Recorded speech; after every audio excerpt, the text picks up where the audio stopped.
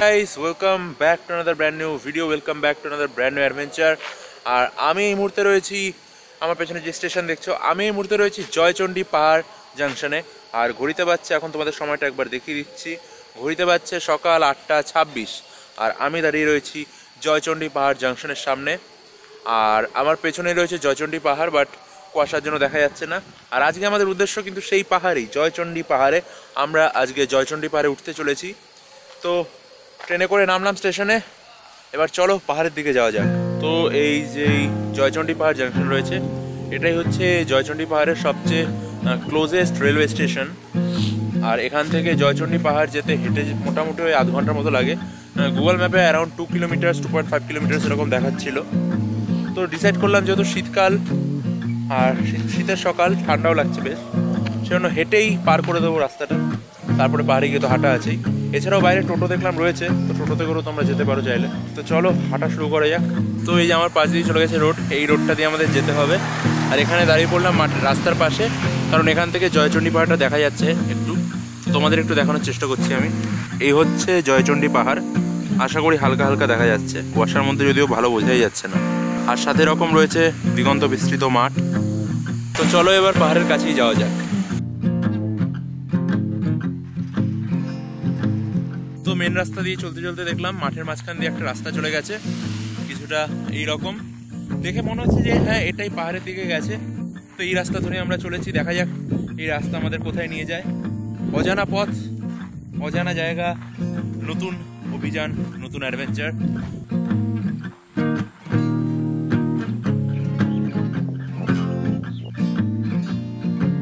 তো ভাই মাঠের মাঝখানে এই রাস্তাটা হচ্ছে আসলে শর্টকাট একটা, কারণ টোটো হচ্ছে ওই সাইডে রাস্তা আছে, ওই রাস্তা দিয়ে নিয়ে যায়। আর আমরা একটা শর্টকাট নিয়ে নিয়েছি, যেটা পুরোই মেঠো পথ, মাঠের মধ্যে দিয়ে যাচ্ছে।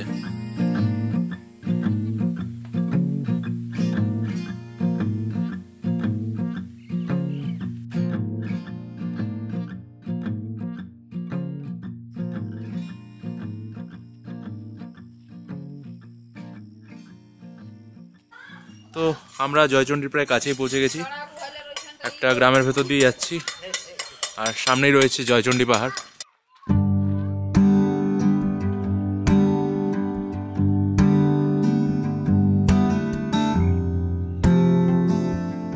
তো বন্ধু, এই হচ্ছে সেই পাহাড় যেখানে হীরক রাজার দেশে শুটিং হয়েছিল, জয়চণ্ডী পাহাড়, পুরুলিয়ার।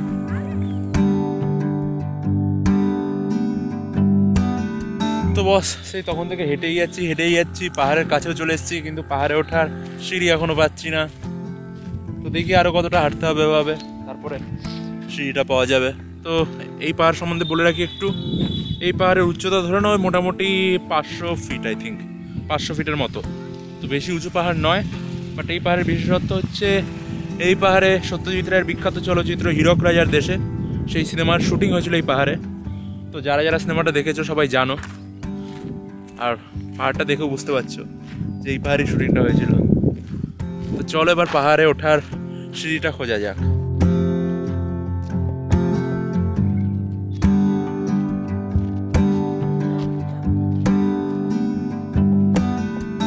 তো এখানে জয়চণ্ডী পাহাড়ের পাদদেশে বেশ কিছু স্টল রয়েছে, খাবারের স্টল। তো এখান থেকে ব্রেকফাস্টটা সেরে নিচ্ছি। আপাতত এখন চা চলছে, কারণ সকালটা চা দিয়ে শুরু না করলে একদমই চলে না ভাই। আর তারপর ভাবছি ম্যাগি খাবো, তো ফার্স্টে চাটা খেয়ে নিই, যেমন পাওয়া যাচ্ছে তেমনই ভালো ভাই এখন। তো এখানে চলে এসছে আমাদের গরম গরম ম্যাগি। তো এই ম্যাগিটা দিয়ে এবার ব্রেকফাস্টটা সারবো। ম্যাগিটার দাম বলে দিই তোমাদের, এটা হচ্ছে 1 প্লেট 30 টাকা করে। তো চলো এই ম্যাগিটা দিয়ে এবার সকালটা শুরু করা যাক।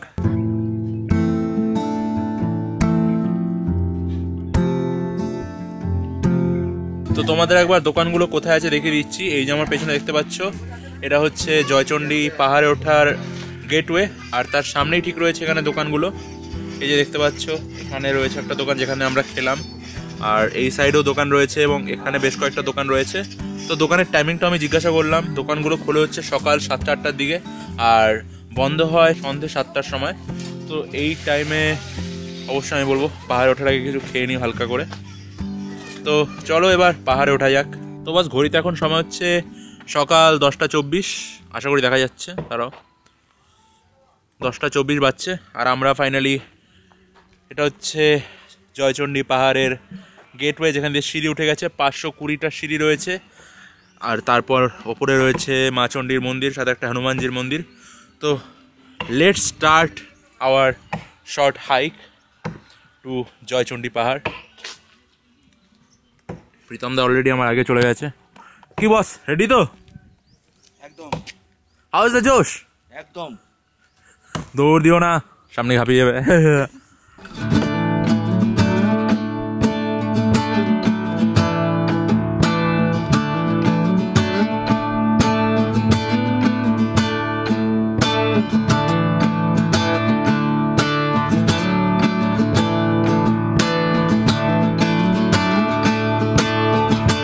পাহাড়ে উঠতে উঠতে গরম ধরে গেছে, তো আমি তো নিচ থেকে এই জ্যাকেটটা পুরো খুলে চলে এসেছিলাম। প্রীতম দা যাই হোক জ্যাকেটটা খুলতে ভুলে গেছে, সেজন্য এখন জ্যাকেটটা খুলে ব্যাগে ঢোকাবে। আর এখানে দেখতে পেলাম যে এখানে কিন্তু দোকান রয়েছে, তার মানে পাহাড়ে ওঠার সময় মাঝে মধ্যে স্টল রয়েছে ছোট ছোট, যেখানে তোমরা জলের বোতল, জুস অ্যান্ড চকলেটস পেয়ে যাবে। তো ওঠার সময় এসবের কোনো চিন্তা নেই, দোকান রয়েছে। তো আপাতত একটু রেস্ট নিচ্ছি, প্রীতম দা তখন জ্যাকেটটা খুলুক। আর ভাই গরমে সূর্য উঠে গেছে আর পাহাড়ে উঠতে উঠতে আমিও ঘামা শুরু করে দিয়েছি, তো ভাগ্যিস জ্যাকেটটা খুলে এসেছিলাম। আর আমি এখানে প্রীতমদাকে বলছিলাম যে লোকে সাধারণত এই জয়চণ্ডী পাহাড় ঘুরতে আসলে নাইট স্টে যদি করে তাহলে সাধারণত হোটেলে নাইট স্টে করে। আমরা নাইট স্টে কোথায় করেছি? বেগুনকোদর স্টেশন। আমরা বেগুনকোদর স্টেশন থেকে ডাইরেক্ট যে বর্ধমানের ট্রেন রয়েছে Bokaro Bardhaman steel MEMU special, ওটাতে করেই উঠেছিলাম ভোর 4:56 আর নেমেছি জয়চণ্ডী পাহাড় জংশনে 7:40 দিকে। তো আপাতত পাহাড়টা উঠি। তো এটাই বলছি ভাই, মানে এরকম পুরুলিয়া ট্যুর কে করে? জয়চণ্ডী পাহাড় সাথে বেগুনকোদর, পুরো পুরো ইউনিক একটা ট্যুর এটা।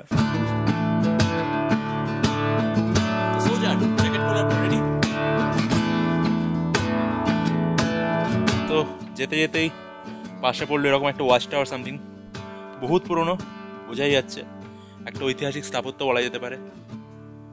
তো দেখো তোমরা,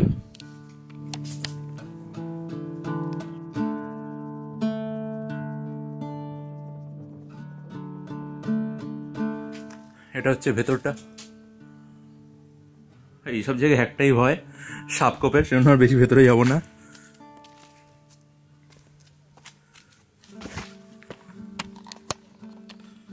তো এই দোকানে একটা দাদাকে জিজ্ঞাসা করলাম যে কি কি পশু পাখি রয়েছে এখানে হিংস্র। বললো শেয়াল, হায়না আর সাপ এই জঙ্গলে রয়েছে। আর অরিজিৎ, আমি তো সবচেয়ে হিংস্র। তো ভাই জানি না, বাট রেস্ট নিতে তো একবারই দাঁড়িয়েছিলাম, রেস্টও না ঠিক। প্রীতম দা জ্যাকেটটা খুললো আর তারপরেই দেখি we are at the top. সামনে রয়েছে মন্দির, পৌঁছে গেছি ভাই। মানে আমি ভাবতে পারিনি কোনোদিনও এত ছোট একটা ট্রেক হতে চলেছে, এটা ট্রেকও বলা ভুল, এত ছোট একটা চড়াই হতে চলেছে। তো খুবই সহজ ভাই, এটুকু তো বলবো যারা বিগিনার আছো, যারা কোনো পাহাড়ে চড়োনি তাদেরও কোনো সমস্যা হবে না। তো এই যে হনুমানজির মন্দির রয়েছে এখানে, এটা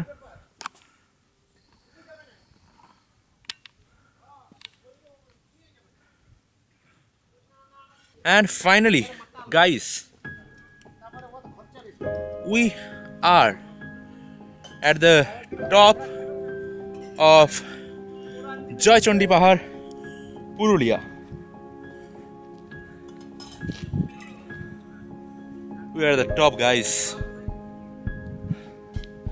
সময়টা তোমাদের দেখিয়ে দিই।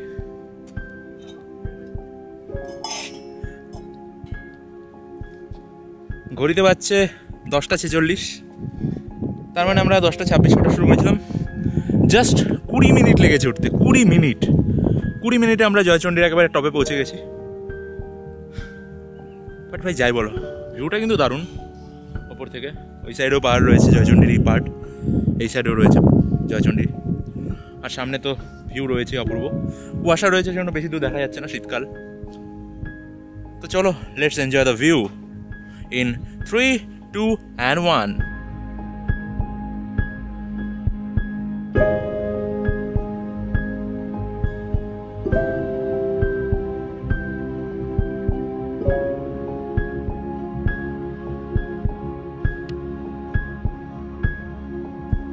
হাঁপিয়ে গেলে নাকি? গাইজ দারুণ জায়গা, সত্যি বলছি দারুণ। জয়চণ্ডীতে প্রথমবার এসেছি, মানে পুরুলিয়ার পাহাড়ে প্রথমবার এসেছি আমি এর আগে পুরুলিয়া সাইডেই আসিনি। দারুণ দারুণ, পুরো সুন্দর পাহাড় রয়েছে আমার পেছনে, আর আমার সামনের দৃশ্যটা তো আরও পুরো মনোমুগ্ধকর। এই পাহাড়টা দারুণ লাগছে ভাই, দারুণ। তো এখন চলে এসেছি পুরো টপে, টপ আপ জয়চণ্ডী পাহাড়। আর এই যে এই সাইডের এই পাহাড়টা, এই সাইডের পাহাড়গুলো আমার পেছনে রয়েছে। আর নিচের ভিউ এই দেখো, এখানে প্রীতম দা চিলিং। আর নিচের ভিউ কিছুটা এইরকম, ওই যে দেখা যাচ্ছে গেটটা যেখান দিয়ে আমরা এন্টার করেছি। আর এই যে পুরো সিঁড়িটা চলে গেছে।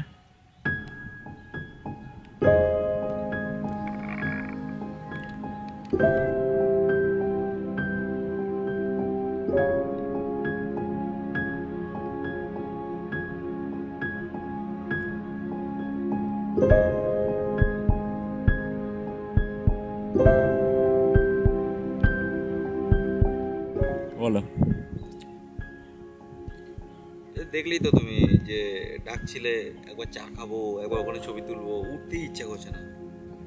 মানে অপূর্ব শান্তি একটা, এই একটা হাওয়া দিচ্ছে, মৃদু মন্দ বাতাস দিচ্ছে, মানে খুব জোরেও হাওয়া না, অথচ এরকম একটা টপ থেকে এরকম একটা ভিউ। যদিও এই ভিউ যারা দার্জিলিং গেছো তাদের কাছে খুব ন্যূনতম ভিউ এটা একটা দার্জিলিং থেকে, এটা আলাদা, এটা একটা আলাদা মানে সুইটনেস আছে এই ভিউটা।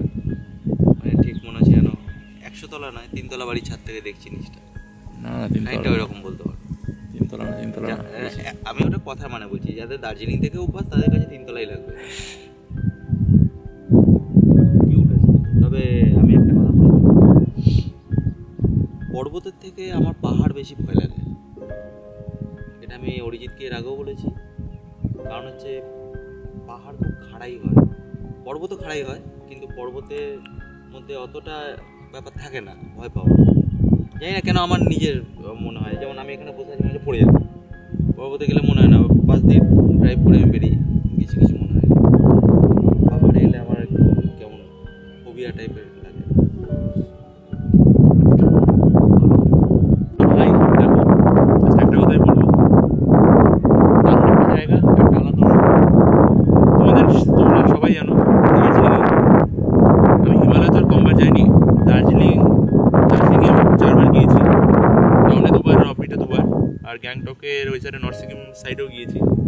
অবশ্যই no doubt Himalaya is very beautiful place, একটা জায়গা। দার্জিলিংয়ের যে পাহাড়, সেটা একটা আলাদা ভাইব আছে। তো দার্জিলিংয়ের পাহাড় হিমালয়ের সাথে এর তুলনা কখনোই করা যাবে না, করাটা উচিত নয়, ভৌগোলিক স্থানগত দিক থেকে করাটা উচিত নয়। কারণ ওটা হচ্ছে হিমালয় পর্বত আর এটা হচ্ছে মালভূমির পাহাড়। তো ওইখানে যেমন হিমালয় উঠে আমি যেটা ফিল করি, একটা পাহাড়ের যে বিশালতা সেটা আমি ফিল করি। পাহাড়ের বিশালতা, একটা বিশাল পাহাড়, সেখানে আমি নগণ্য একজন মানুষ।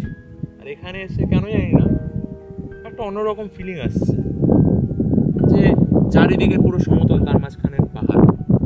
এটা হিমালয় তো নেই। হিমালয় পাহাড় শুরু যেখানে, তারপর পরপর শুধু মাউন্টেন রেঞ্জেস, বাট এখানে চারিদিকে সমতল, যেদিকে চোখ যাচ্ছে সেদিকে সমতল, মাঝখানে সুন্দর নিজের সমহিমায় দাঁড়িয়ে রয়েছে জয়চণ্ডী পাহাড়। That's obviously different thing, different experience. আর এখানে বসে আছি একদম টপে, বেশ হাওয়া দিচ্ছে সুন্দর একটা মৃদুমন্দ। শীতকাল, তাই রোদটাও গায়ে লাগছে না। রোদ প্রায় মাথার উপরে উঠে গেছে, সময় তো 11টা বাজতেই চললো। রোদ মাথার উপরেই আছে, একটা সময় ঘামছিলাম, কিন্তু এখন এই হাওয়াটায় বসে থাকতে থাকতে গায়ে শীতের রোদ এসে পড়ছে। আর এদিকে জয়চণ্ডীর হাওয়া, আর এরকম সুন্দর দৃশ্য অবশ্যই সবার লাইফে একবার এক্সপিরিয়েন্স করা উচিত, এটাই বলবো। তো বাকি তোমরা ব্লগ দেখো, আমি ততক্ষণ এখানে বসে কিছুক্ষণ এই দৃশ্যটাকে অনুভব করি। তবে হ্যাঁ, একটা কথা আমার বলতে ইচ্ছে করছে, যদি আজ এখানে জটায়ু আসতেন, তিনি কিন্তু এথেনিয়াম ইনস্টিটিউটের বৈকুণ্ঠ মল্লিকের একটা কবিতায় বলে ফেলতেন, যখনই তোমায় দেখি ও জয়চণ্ডী, মুখে ফুটে ওঠে হালকা একটা হাসি, তাই তো বারবার কাজের ফাঁকেও সময় বের করে তোমার কাছেই ফিরে আসি, জয়চণ্ডী তোমাকেই ভালোবাসি।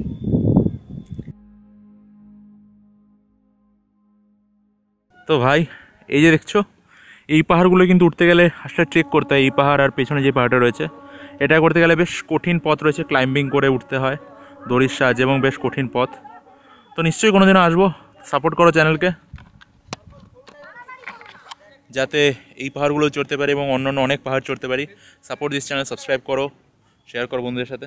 তো এটা হচ্ছে শ্রী শ্রী জয়চণ্ডী মাতার মন্দির, যার উপর নাম হয়েছে জয়চণ্ডী পাহাড়। তো মন্দিরটা অবশ্যই তোমরা ভিজিট করো। আমি আর ঢুকছি না ভেতরে, জুতো পরে আছি, জুতো আর খুলতে ইচ্ছে করছে না। তো এই হচ্ছে ভিউ। তো ভাই এটা হচ্ছে পাহাড়, এই মন্দিরের পেছনের দিকটা। তো এই সাইডেও পেছনে পাহাড় রয়েছে, এই যে দেখতে পাচ্ছি এখানে একটা পাহাড় রয়েছে আর সামনে পাহাড় রয়েছে। তো অনেকগুলো পাহাড়ই রয়েছে এখানে, দারুণ জায়গা, দারুণ জায়গা। তো চলো, অনেকটা টাইম স্পেন্ড করলাম, এখন ঘড়িতে বাজছে হচ্ছে 11:24 বেজে গেছে। এবার নিচে নামা শুরু করি। তো আমার পেছনে রয়েছে হনুমান মন্দির আর তার পাশ দিয়ে একটা রাস্তা চলে গেছে, মানে রাস্তা বলা ভুল, একটা পাথর রয়েছে এখানেও। চলো একটু তোমাদের ভিউটা দেখিয়ে দিচ্ছি। ভাই এসছি যখন ভালো করে দেখাবো সব কিছু, বাট ভাই এক জিনিস খারাপ লাগলো, প্লাস্টিক নোংরা। আমি এর আগেও আমার চ্যানেলে বলেছি পাহাড়ে এলে শুধুমাত্র পায়ের ছাপ ফেলে যাবে, অন্য কিছু ফেলে যাবে না, সব আবর্জনা ব্যাগের ভেতর ঢুকিয়েই আবার নিচে নিয়ে যাবে।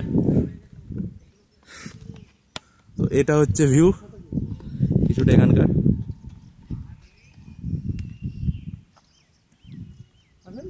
প্লাস্টিকটাকে বন্ধ করতে হবে, প্লাস্টিক সেল করাটাকে বন্ধ করতে হবে। প্লাস্টিক ওইভাবে বন্ধ করা যায় না।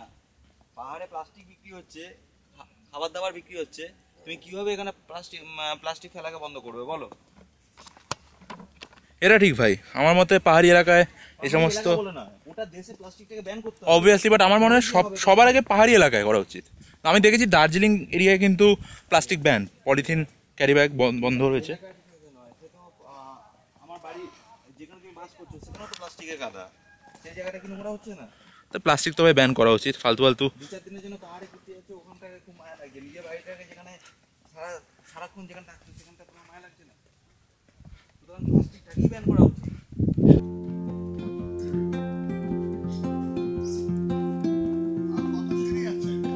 হয়ে গেছে, আপনি 70% কভার করে ফেলেছেন, কোনো ব্যাপার নেই সব করা। মেন মানে খাড়াইটা অলরেডি ক্রস করে এসেছেন।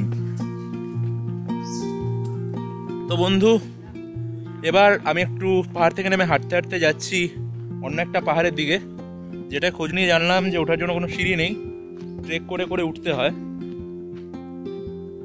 তো এই যে পাহাড়টা না, যেটা হচ্ছে এই যে এই পাহাড়টাতেই হীরক রাজার শুটিং হয়েছিল, ঠিক আছে?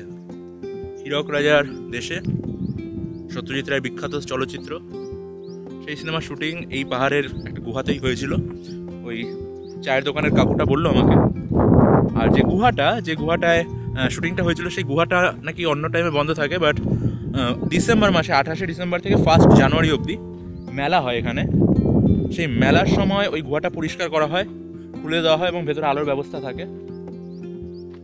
তো চলো দেখি রাস্তা কেমন আছে। গুহা তো আশা করি খুঁজে পাবো না, সত্যজিৎ রায় কোথায় শুটিংটা করেছেন, বাট মেলার টাইম একবার আসার চেষ্টা করব, গুহাটা দেখানোর চেষ্টা করবো, একবার দেখানোর। তো আমার মনে হয় না আমি বেশি দূর এগোতে পারবো, কারণ এই সব জায়গায় ভাই রাস্তাঘাট চিনতে হয় পাহাড়ে। আর তো এই যে এখান দিয়ে মনে হয় রাস্তা আছে, ঠিক আছে?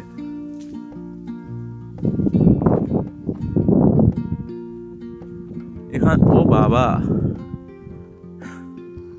ভাই, এটা হচ্ছে রাস্তা। এখান দিয়ে ওপরে উঠে পুরো পাথরের উপর দিয়ে উঠতে হবে। হাতে আজকে সময় নেই, ট্রেন ধরতে হবে, তাই আপাতত তোমাদের দেখিয়ে দিলাম। এরপরে কোনোদিনও আসবো আর সেদিন এই পাহাড়টা চড়বো বস। তো আজকের মতো ব্লগটা এখানেই শেষ করছি। তো ভিডিওটা ভালো লাগলে একটা লাইক করো, ভিডিওটাকে কমেন্টে জানিও কেমন লাগলো ভিডিওটা তোমাদের। আর এখনও যদি চ্যানেলটাকে সাবস্ক্রাইব না করে থাকো দেন কী করছো বন্ধু, যাও সাবস্ক্রাইব করো নতুন নতুন ট্রাভেল কন্টেন্টের জন্য।